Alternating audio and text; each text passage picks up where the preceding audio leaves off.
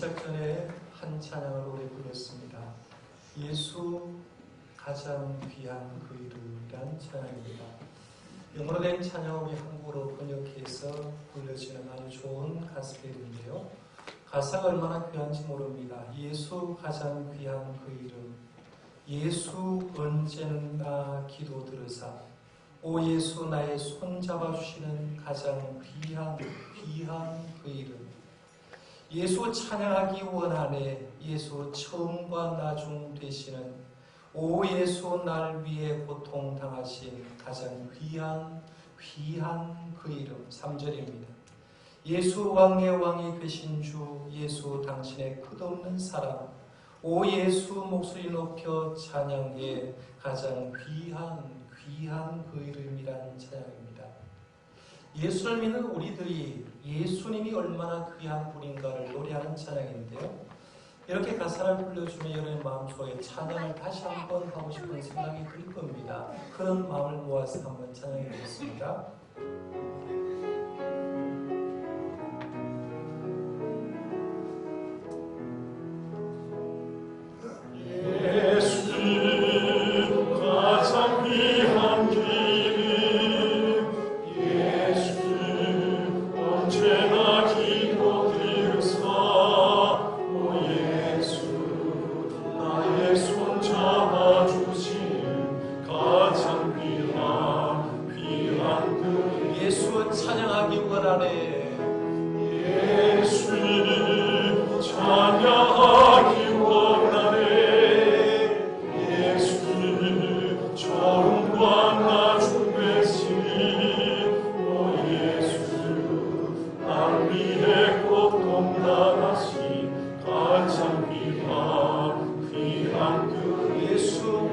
왕이 되신 주, 예수 왕의 왕이 되신 주, 예수 당신의 끝없는 사랑, 오 예수 목소리 높여 찬양해 가장 귀한 그 이름. 이렇게 좋은 예수님을 고백합니까?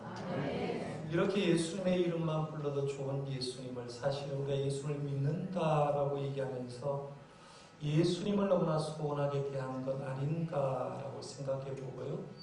예수님의 그 귀함을 잊어버린 채 그냥 그대로 신앙생활하는 우리가 아닌가, 이런 생각을 해봅니다. 그래서 저는 원래 8월 마지막 주일부터 오늘까지 설교 제목을 예수님을 계속해서 넣어서 설교를 해봤습니다. 그동안 들었던 말씀을 좀 정리를 해보면 8월 28일 주일에 사람이 되신 예수님, 이렇게 말하면서 이 세상 우리 사람의 힘으로는 구원받을 길이 없기 때문에 하늘에 계신 하나님이신 예수님이 이 땅에 사람이 되셨다라는 말씀을 증거했고요. 9월 첫 번째 주일은 십자가에 달리신 예수님에 대해서 생각했고, 두 번째 주일은 죽음에서 부활하신 예수님에 대해서 생각했습니다. 9월 18일 주일에는 갇힌 자를 놓아주신 예수님에 대해서 생각했고, 9월 마지막 주일에는 돌아오길 기다리시는 예수님이란 제목으로 말씀드렸고, 지난주에는 우리 교회 창립 45주년을 맞아서 교회에 대한 말씀을 드렸습니다. 오늘 마지막으로, 물론 매주일마다 설교 때마다 예수님 얘기를 하지만 예수님 설교 시리즈 마지막으로 재림하실 예수님이란 제목으로 좀 말씀을 드리려고 합니다. 재림, 예수님 재림, 이렇게 하면 여러분의 마음속에 어떤 마음이 듭니까? 오늘 교회 와서 축복을 딱 받아보고 축복 속에서 설교 제목을 재림하실 예수님이다라고 정해봤는데, 이 설교 제목을 보는 순간 무슨 생각이 드셨습니까? 현대 기독교나 예수님의 재림 문제는 어느 순간에 별로 나와는 관계없는 얘기처럼 들리는 성도가 굉장히 많을 겁니다. 이단에서는 재림 얘기하고요, 이단에서는 충발 얘기를 하고, 이단에서는 휴거 얘기를 하는데, 정통교회를 다니는 우리들은 예수님 재림하십니다, 예수님의 재림을 준비하십시다라는 설교를 거의 들어보지 못하고, 찬양을 하는데 재림에 대한 찬송도 그렇게 많이 부르지 못하고, 기도를 하면서도 주님, 예수님 빨리 재림하기를 원합니다. 재림을 우리가 기다리겠습니다. 재림을 기다리면서 경건하며 살겠습니다. 라고 기도하는 성도들도 그렇게 많지 않고 있는 현실입니다. 하지만 옛날 믿음의 선배들은 그렇지 않았습니다. 철저하게 재림신앙을 가지고 있었고 주님의 재림을 기대하고 기도하면서 기다렸던 걸 보게 됩니다. 여수 애양학벌을 목회하셨던 손양원 목사님은 아예 예수님의 재림을 기대하면서 주님 고대에 가라는 복음성가를 만들었습니다. 아마 옛날 어르신들 어릴 때부터 시작해서 이 찬양을 불렀을 건데요. 주님 고대 가를 제가 한번 가사를 읽어보겠습니다. 주님 고대 가는 손양원 목사님이 작사 작곡하신 노래인데요. 낮에나 밤에나 눈물 머금고 내 주님 오시기만 고대합니다. 가실 때 다시 오마 하신 예수님, 오 주여 언제나 오시렵니까? 고적하고 쓸쓸한 빈 들판에서 희미한 등불만 밝혀놓고 오실 줄만 고대하고 기다리오니 오 주여 언제나 오시렵니까? 먼 하늘 이상한 구름만 떠도 행여나 내 주님 오시는가에 머리 들고 멀리 멀리 바라보는 마음, 오 주여 언제나 오시렵니까? 4절입니다. 내 주님 자비한 손을 붙잡고 멸류관 벗어들고 찬송 부르면 주님 계신 그곳에 가고 싶어요. 오 주여 언제나 오시렵니까? 신부되는 교회가 흰옷을 입고 기름 준비 다 해놓고 기다리오니 도적같이 오심하고 하신 예수님, 오 주여 언제나 오시렵니까? 천년을 하루같이 기다린 주님, 내 영혼 당하는 것 볼 수 없어서 이 시간도 기다리고 계신 예수님, 오 주여 이 시간에 오시옵소서라는 주님의 고대가, 제가 가사를 불러줬지만 이미 알고 있는 분은 속으로 이런 찬양이 불러질 겁니다. 불러지는데요. 우리 믿음의 선배들은 이렇게 주님의 재림을 기다렸는데 지금 왜 우리들은 주님의 재림을 기대하지도 않고 기다리지도 않고 있을까라고 한번 물어볼 수가 있습니다. 지난번에 제가 우리 한국 교인들에게 없는 것이 3가지이기 때문에 믿음 생활 잘 못한다라고 말씀드린 적이 있습니다. 그때 말씀드린 게 첫 번째는 한국교회 교인들에게 가난이 없다라고 해서 가난이 없다. 두 번째 없는 것, 한국교회 교인들에게 고난이 없다 말씀드렸어요. 예수 믿는데 누구 한 사람 핍박을 하지 않습니다. 세 번째 우리 한국교회 교인들에게 없는 게 있는데 믿음이 없다라고 말씀을 드렸습니다. 예수를 믿는다고 하지만 큰 믿음이 없습니다. 왜 예수님의 재림을 기다리지 않은가? 여기에 하나를 더 포함한다고 하면 그동안 너무나 많은 이단들이 재림과 휴거와 종말에 대한 잘못된 생각들을 퍼뜨려 놓았는데 기존에는 정통교회를 다니는 사람들의 재림에 대한 신앙을 이단들이 빼갔기 때문에 한국교회 교인들이 재림에 대해서 생각하는 게 옛날 성도보다 못하게 되었다라고 얘기합니다. 문제는 재림을 기다리지 않고 있는 지금 우리의 신앙이 정상이 아니라는 얘기예요. 병들었다는 얘기죠. 병이 들어도 그냥 병든 게 아니라 중병이 들었다라고 말할 정도로 주님을 재림하고 살아야 될 우리들이 재림을 지금 기다리지 않고 있는데 이때 우리들이 회복해야 될 것은 뭐냐면 성경 말씀에 말하는 재림이 무엇인지 분명히 알고 우리의 삶이 재림 신앙으로 빨리 바뀌는 것이 중요하다는 거죠. 오늘 설교로 통해서 우리의 희미했던 재림관을 다시 한번 세우고요. 재림 신앙으로 전환되는 역사가 일어나기를 바랍니다. 다시 한번 회복할 필요가 있는 거예요. 오늘 본문 말씀은 베드로후서의 말씀을 선택했습니다. 이 베드로후서를 베드로 사도가 기록할 때의 배경이나 오늘 우리가 살아가는 삶의 관계가 어쩌면 비슷하다고 볼 수가 있는데요. 베드로후서의 기록 연대를 주 66년경으로 추정합니다. 당시에 로마가 그 지역 전체를 다스렸는데 로마 황제는 그 유명했던 네로라는 황제입니다. 네로 황제. 이 네로 황제는 주 37년부터 68년까지 로마의 황제가 돼서 통치를 하는데요. 자기가 통치의 마지막 시점들 되니까 마치 이 사람이 미친 사람처럼 변하게 됩니다. 로마시를 새롭게 건설하기 위해서 로마시에 불을 질러버렸어요. 불을 질러놓고 그 불 질른 원인자가 누구냐 했을 때 예수 믿는 사람이 로마시에 불 질렀다라고 말하면서 그렇게 시작해서 기독교를 핍박하는데 수많은 사람을 잡아 죽였습니다. 그래서 많은 믿음의 사람이 로마시를 떠나서 사는 사람이 많은데요. 우리가 알고 있는 사도 바울 같은 경우에도 주 67년 목이 비어서 참수를 당해서 순교를 했습니다. 68년에 베드로 사도가 십자가에 거꾸로 달려 순교를 했다는 얘기입니다. 한번 생각해봐요. 지금 베드로 후서가 기록될 당시에 예수 믿는 사람들 그리스도를 한번 생각해보면 얼마나 힘들었을까라고 생각해 볼 수 있죠. 로마 황제가 기독교를 엄청나게 핍박하고 있습니다. 사는 형편이 좋지 않습니다. 그러니까 이 기독교인의 마음속에 하나가 소원이 있었는데 예수님 좀 빨리 왔으면 좋겠다. 예수님 빨리 와서 저 사악한 바로와 그리고 이 로마 황제 네로의 황제를 저 사람을 좀 처리해 줬으면 좋겠고 새 하늘과 새 땅으로 바뀌었으면 좋겠다라고 얘기를 하고 자기들이 하나님께서 원하시는 그런 새 하늘과 새 땅에 들어갔으면 좋겠다라고 생각하는 거예요. 이 재림은 초대교회 교인이 지어낸 교리가 아니라 구약시대 예언자들이 말한 거고요. 예수님이 말씀하셨고 예수님의 제자들도 말씀하셨고 천사들도 말씀했습니다.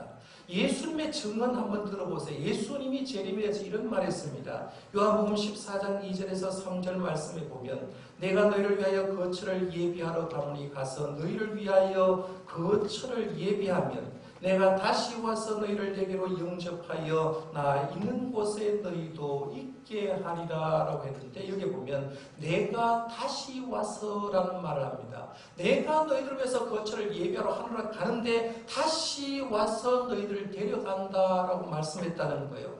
천사들도 증언합니다. 예수님이 감람산에서 구름을 타고 승천하실 때에 그때 제자들이 구름 타고 올라간 예수님을 쭉 바라볼 때 천사가 이렇게 말합니다. 사도행전 1장 11절에 보면 갈릴리 사람들아 어찌하여 서서 하늘을 쳐다보느냐 너희 가운데서 하늘로 올려진 이 예수는 하늘로 가심을 본 그대로 오시리라 했어요. 너희들이 지금 예수님을 쳐다보는데 그 예수님은 하늘로 가심을 본 그대로 다시 온다라고 했습니다. 주님은 분명히 다시 온다고 했는데 어찌된 셈인지 예수님이 승천하고 10년 지나고 20년 지나고 30년 지나도 예수님이 오시지를 않았습니다. 네로 황제가 기독교를 핍박하기 시작합니다. 이뿐 아니라 교회에 대해서 초롱하는 사람이 등장해서 재림신앙이 거짓말이라고 얘기합니다. 오늘 보면 3절 말씀은 이렇게 말하죠. 먼저 이것을 알지니 말세에 초롱하는 자들이 와서 자기의 정욕을 따라 행하며 초롱하되라고 말하면서 교회 안에 초롱하는 사람이 등장한다는 거죠. 이런 거예요. 너희들 재림이 있다고 얘기하지 않았느냐? 그런데 어떻게 된 거냐? 예수님 안 오시 않느냐라고 얘기를 하면서 이 세상 인류의 역사를 봐라. 하나님이 천지창조하고 지금까지 세상에 변화가 일어난 적이 있느냐? 한 번도 없지 않느냐? 예수님 재림 없다라고 초롱하기 시작한다는 거예요. 오늘 말하면 이렇게 합니다.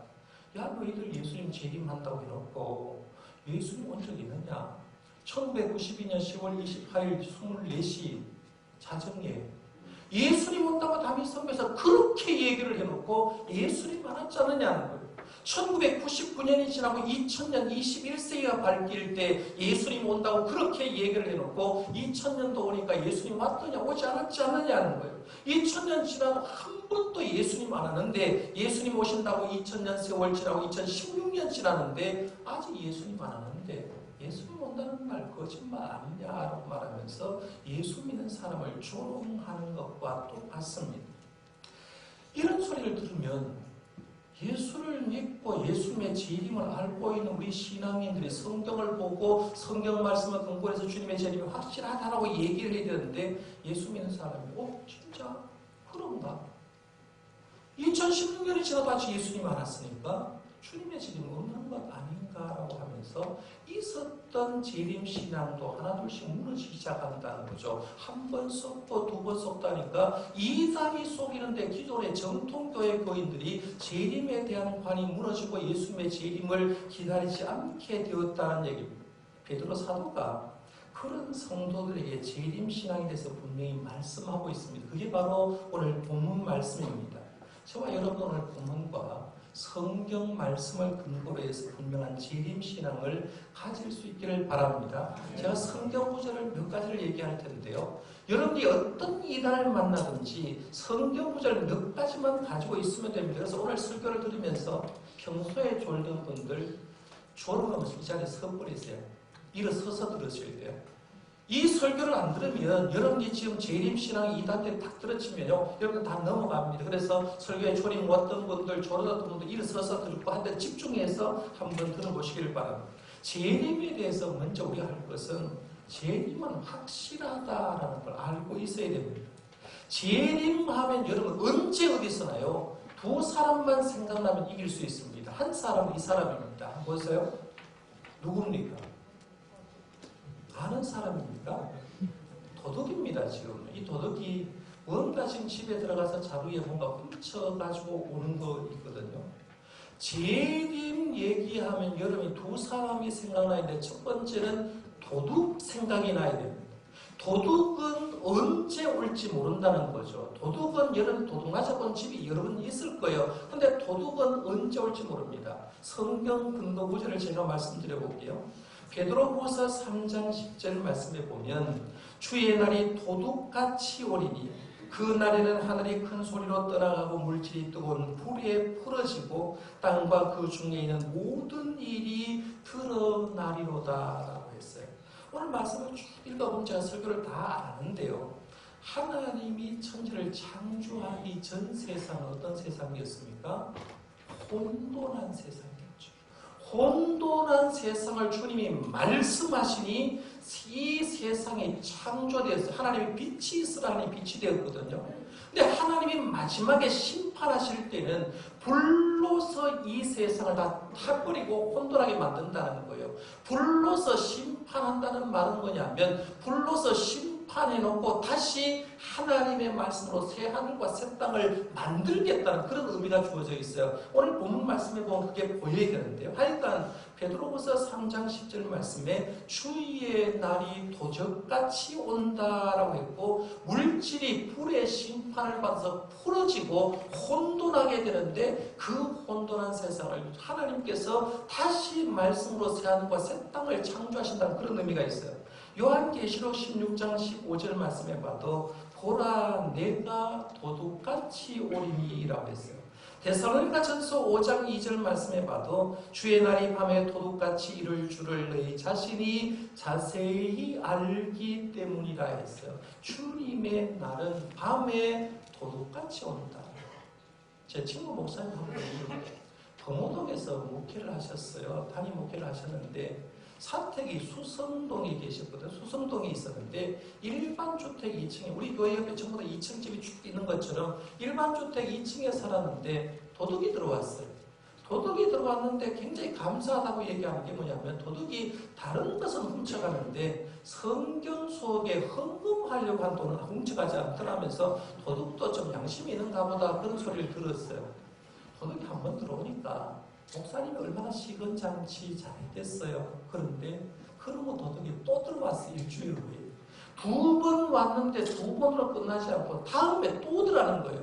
여기 도둑이 한 번 들어오면 도둑이 언제 온 줄 알면 준비하면 되는데 이 도둑이 언제 온 줄 모르니까 도둑을 맞는 거예요. 그러니까 도둑은 한번 맞아본 사람은 기가 막혀서 이 도둑을 맞을 길이 없다라고 생각하는데 우리 예수님의 재림이 도둑처럼 온다라고 생각하는 거예요. 두 번째 재림하면 이 사람이 생각나야 됩니다. 한번 보세요. 이 사람 두 번째 사람입니다. 어떤 사람이에요? 이걸 보면 또 한혜지라고 얘기하는 사람이 있는데 사람 이름 얘기하지 말고요. 재림하면 임신한 여자가 생각이 나요. 임신한 여자는 한번 내 몸속에 뱃속에 아이를 갖고 있으면 280일이 되면 필연적으로 아이가 출산이 됩니다. 엄마 뱃속에 아이가 있는데 10년, 20년 가지고 있는 어머니가 없다는 얘기입니다. 때가 되면 그 아이가 나오는 것처럼 예수님의 재림은 필연적으로 있을 수밖에 없어요. 예수님이 한 사역이 지금 마지막 하나가 남았는데 예수님이 하나님의 보좌 우편에 앉아 계시다가 거기로부터 산자와 죽은 자를 심판하러 재림하실 것밖에 없기 때문에 예수님의 재림은 필연적으로 임한다라고 얘기할 때 임신한 여자 사진이 생각나야 됩니다. 데살로니가전서 5장 3절에 그들이 평안하다 안전하다 할 그때에 임신한 여자에게 해산의 고통이 이른 것 같이 멸망이 갑자기 그들에게 이르니 결코 피하지 못하리라 라고 했습니다. 재림하면 생각나야 될 사람이 두 사람이라고 말씀드렸어요. 하나는 누구요? 네, 두 번째는요?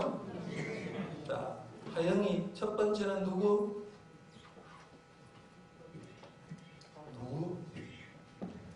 누가요? 빨리 가르쳐줘요. 두 번째, 네. 자 다시 한번 합니다. 왜냐하면 여러분이 지금 이 사람들이 흔드는 게 별것 가지고 흔들지 않아요. 우리가 간단한 걸 모르기 때문에 그래요.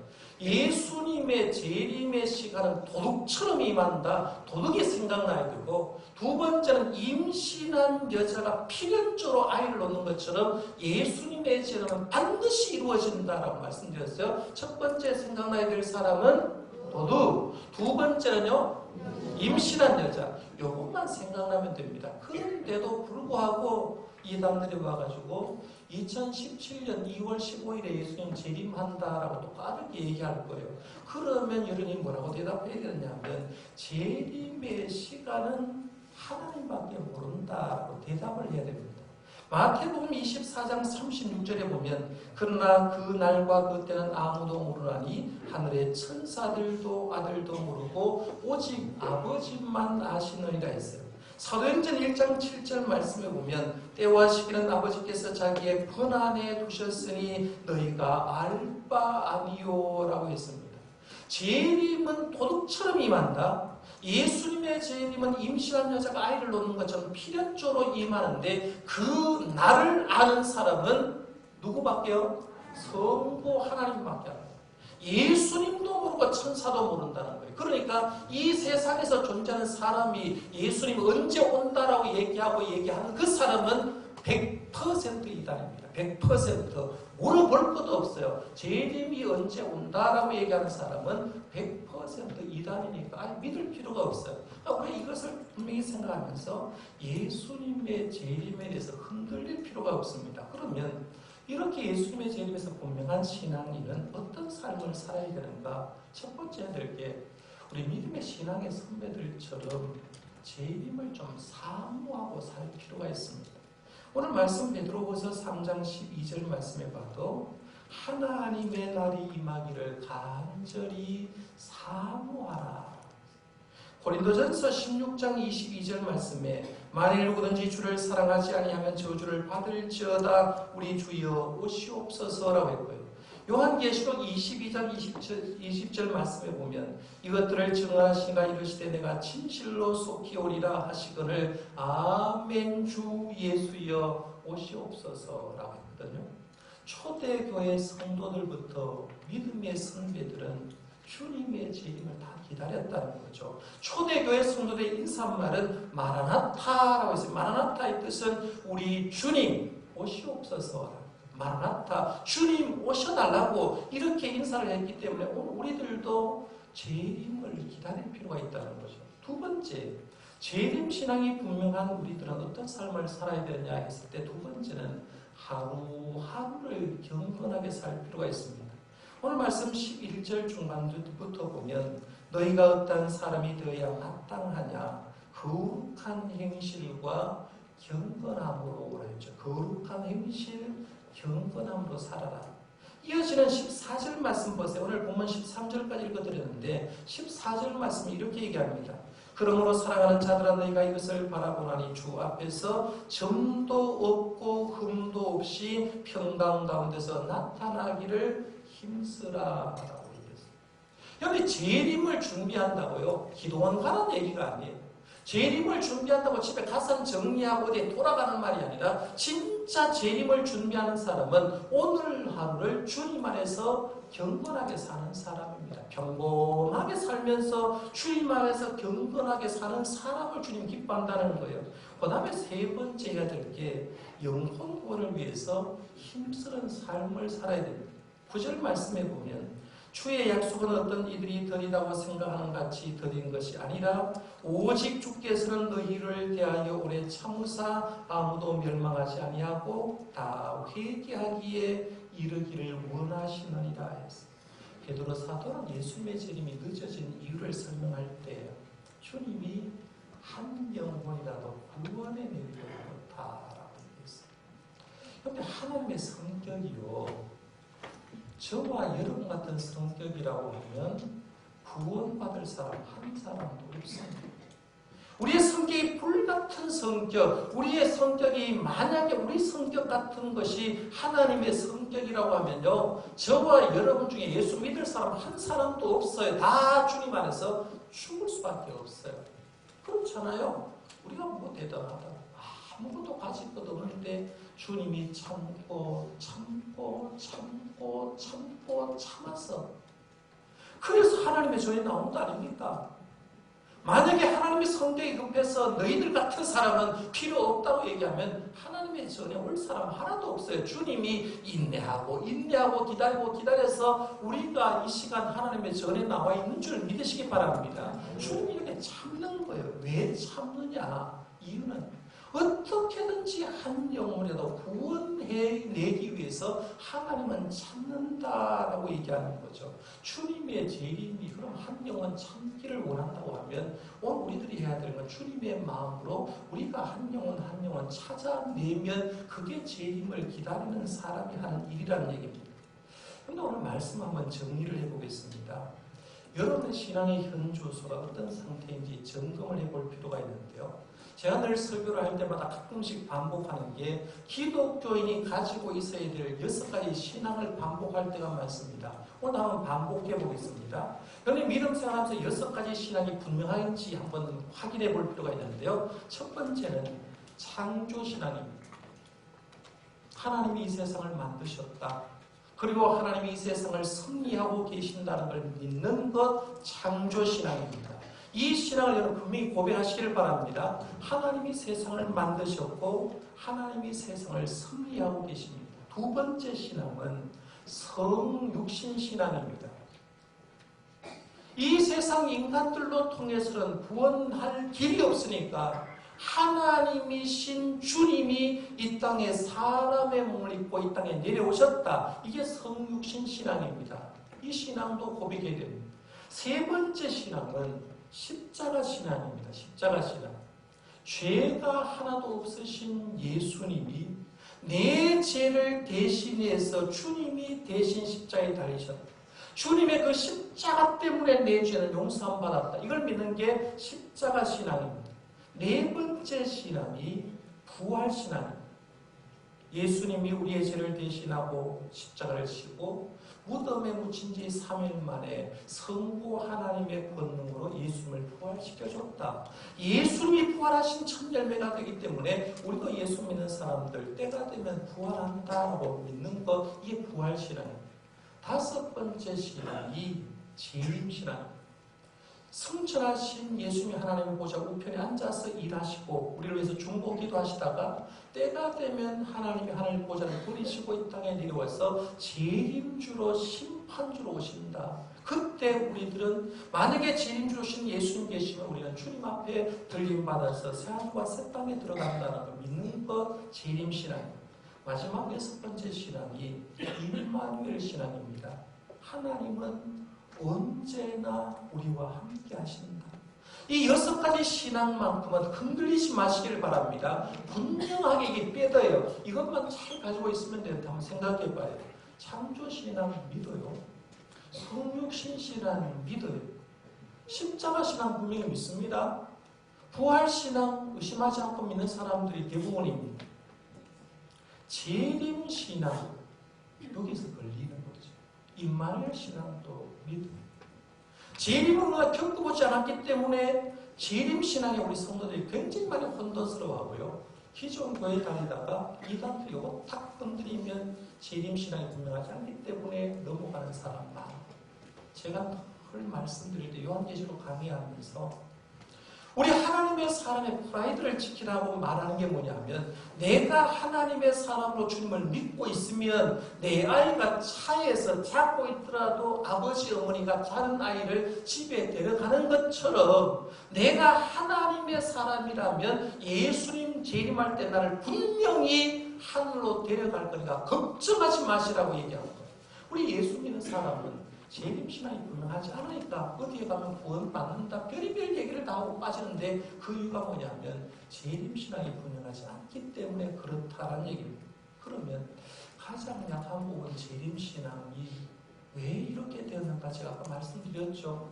우리 한국교회 교인들은 가난이 없고 고난이 없고 믿음이 없고 이단들이 우리를 너무나 많이 흔들어놨기 때문에 재림신앙이 많이 약합니다. 그러면 우리가 회복해야 될 게 뭐냐면 말씀으로 돌아가는 겁니다. 반복해서 합니다. 재림하면 두 사람이 생각나야 된다. 첫째는 대답 안 하는 사람이 있어요. 첫째는요. 자, 관현악단 첫째는 두 번째는 임신한 여자. 그리고 날짜 얘기를 할 때는 절대적으로 날짜는 누구만 안다? 성부 하나님만 알고 이 세상의 사람은 말하는 순간 그 사람은 이단이다 대답을 하시면 됩니다. 요것만 하시면 절대적으로 무너지지 않습니다. 이걸 마음속에 정립 잘 하셔서 재림신앙을 분명히 가지고 언제 주님 오셔도 주님 옆에 갈 수 있는 저와 여러분들 되시기를 바랍니다. 기도하겠습니다.